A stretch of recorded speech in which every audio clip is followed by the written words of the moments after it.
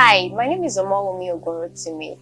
I'm a feminist lawyer, a social justice advocate, and a gender justice advocate, actually. I would say that I wear many hats.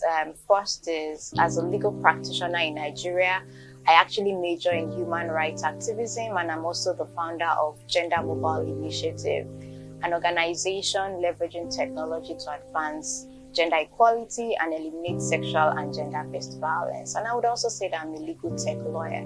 So I would say that there's actually a founder story to, my women's rights activism. And I was quick to discover my passion at the point when I saw that the experience that sort of defined my childhood was, something that was that was plaguing a couple of other adolescents or teenagers in my community. Unfortunately for me, I'd experienced a bout of sexual abuse at the age of 14. And I would say that this particular experience defined my career path as a legal practitioner today, because at that point, I actually decided that I was going to focus on a field of study that would, give me the opportunity, the skills, the competencies to be able to advocate for the rights of people. But I think more compelling, for me was the experience of my childhood best friend who was also abused, raped by a trusted neighbor. She got pregnant of that rape and lost her life in the course of procuring an unsafe abortion. I mean, this is a gory experience that I think that no child, no girl child, no boy child should even ever experience. So I would say the cumulative impact of my childhood best friend's experience and mine, brought out the passion for the girl child and for women in me. So I would say that Nigeria is actually lagging behind. Interestingly, Nigeria is a signatory to a lot of international protocols. When I think about CEDAW, that's the Convention on Elimination of Discrimination Against Women. When I even think about the first, Bill of Rights, that's the Universal Declaration on Human Rights. When I think about all this aspirational, protocols in terms of what the ideal should be, I would say Nigeria is really lagging behind. But let us just think about the basics. So when I think about women's, access to equitable education, when I think about, women's even participation within the workspace, I would say that there's a lot to still be achieved. There's a recent World Bank report that actually indicates that about 70% of female undergraduates experience sexual harassment. And of course, that has a lot of psychological impact and impact on educational outcomes of women and girls. So when you look at this holistically, you would see that there's a whole lot for Nigeria to still do. Unfortunately, also for us, recently, the federal government had to appeal the decision of the Court of Appeal that actually, sort of gave life to the affirmative action, that's 35% affirmative action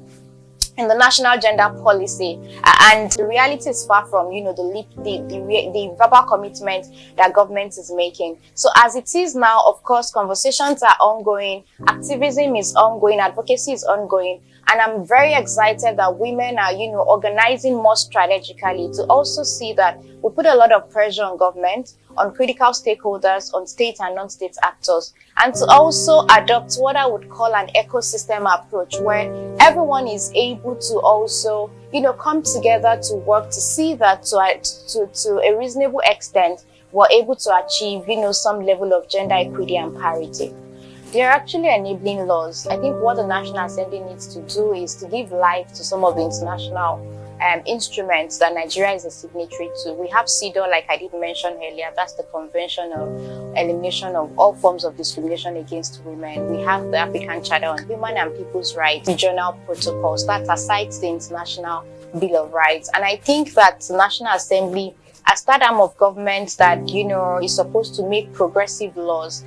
So we have the Violence Against Persons Prohibition Act, which is the most revolutionary piece of legislation as far as women's rights is concerned. Unfortunately, because it's also an issue that is contained in the concurrent list, so what this means is that both the national and the state government have to legislate on it. As it is right now, we have a sizable number of, states that have actually further domesticated the VAP Act. See, domesticating or locally adopting a piece of legislation is completely different from implementation. A lot of states have adopted this piece of legislation, but there is no political will to allocate resources to its implementation. And I think advocacy is actually ongoing regarding that. We have the Child Rights Act. Is it not really disturbing that we live in a country where, we still have a segment of the country that believe that the girl child should be married off before the age of 18, until we actually come to the same page regarding what the standard of humanity should be? We will keep having some of those problems. So as it is today, we have slightly means is that there has to be equal access to opportunities, and also the girl child has to feel safe in the country where, she has been born. Second is that in terms of how we can, make people more aware, I would say again that some people understand that rape is a crime and that there are sanctions for rape, there are sanctions for domestic violence. However, social and gender norms, specifically adverse social and gender norms, continue to impair or becloud people's sense of, understanding that domestic violence is a crime, and that as such, it's a crime because it should not be committed by anyone who has a sense of humanity in them. But again, we've also learned from other developed climes that when laws are made, people understand that there are sanctions when they are violated, but it also means that people's behavior and attitude need to be influenced so that they could comply with those laws that have been made.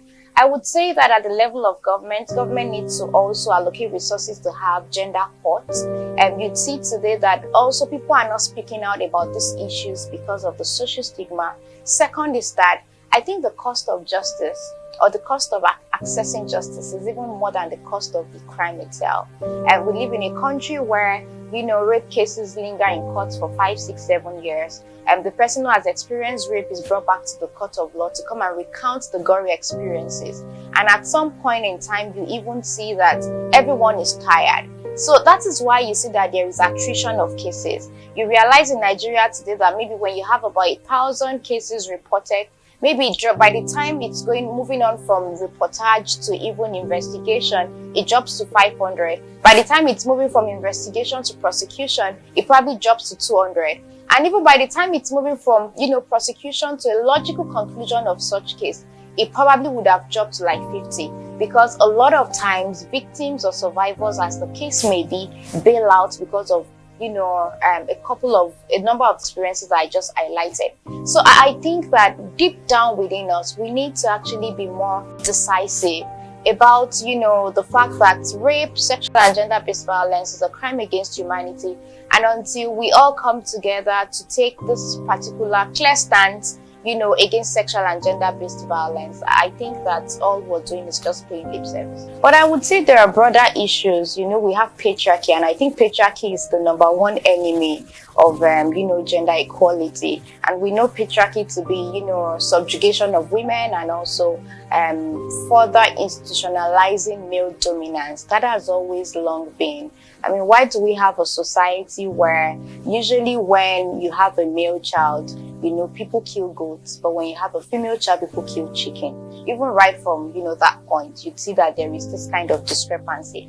I don't know if you recall, this, was it an MTN advert where there was that woman over the sea received a phone call and they said, Mama, na boy, that the person born. And, there was so much excitement. And I think then there was also a level of organizing, within the social advocacy space to say, why are we celebrating patriarchy? Why are we further subjugating women if we have to celebrate the birth of every boy child? But when it comes to the girl child, it's always a different case entirely. So I feel that a combination of culture is a combination also of traditional practices that relegates the women and of course uphold the voice of the man. So first is, yes, I've been working with the state government, I've been working with, Ondo state government, and even at national level, actually, we're working with, national agencies.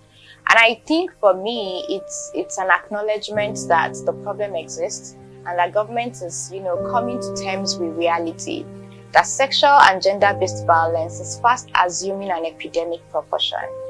And it's obvious because data doesn't lie, facts and figures do not lie. And I see that it also shows that on the part of government, they are beginning to demonstrate the political will, because they are also beginning to see that it's coming closer to home.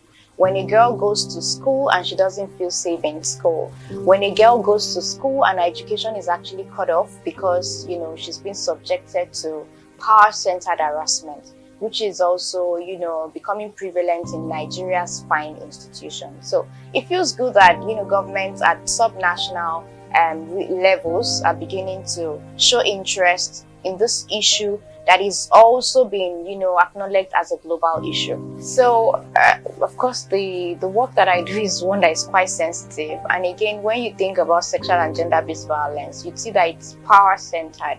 So, which means that a couple of times when this happens, it's someone who is actually, in a more advantageous position over the other person. And yes, we've seen instances where we take on cases and we realize that, the person who is the perpetrator or is someone who is highly placed, or the person who is the perpetrator is actually affiliated with someone who is highly placed. And I would say that for me, because of my personal experience, I'm actually very committed and I'm always more interested in cases of that nature. And as human rights defenders, I think this is one of the risks that come with doing this job that, we're doing today, to see that we also send people who perpetrate sexual and gender-based violence to where they belong. And perhaps if, they get convicted after serving their jail term, they can become reintegrated back into, the society and even talk about some of these issues and become advocates. I mean, that's a rare situation that someone would probably serve a jail term and be back. But we hope to get to that point where we'd have people like that. So, unfortunately, I would say that people think feminism is war against men. Think so because they are, ignorant about what feminism means. For me, feminism is actually a movement, that is aimed at advancing gender equality. But when I want to demystify feminism in the real sense of it, I would say a feminist is someone who believes in the full humanity of everyone. And as boys, as girls, as men, as women, and I mean, whatever, part of the divide that you fall in, I believe that you should believe in the full humanity of everyone. So feminism is not a war against men. And that's why I'm always happy when I see some men say that they are also feminists. It's just quite interesting that we think about the word feminism as something that is just for women, and that it's something that it's more like a struggle against, manhood. But that's not the case. So I want to encourage everyone, both boys and girls, to be part of the feminist movement. As a matter of fact, everyone has a whole lot to benefit from working together to see that we achieve a gender equal world. So yes, I would say we're winning the war because, again, people are speaking out the more, not because there is a higher prevalence of sexual and gender-based violence, but because they see that environments, governments, individuals are becoming non-tolerant to sexual and gender-based violence. It also means that our laws are beginning to work for us in terms of enforcement, in terms of implementation. So I believe we're winning the war against sexual and gender-based violence. Okay, so if I'm to put numbers to it, I would say that my work has directly benefited over 200,000 women and girls across the country.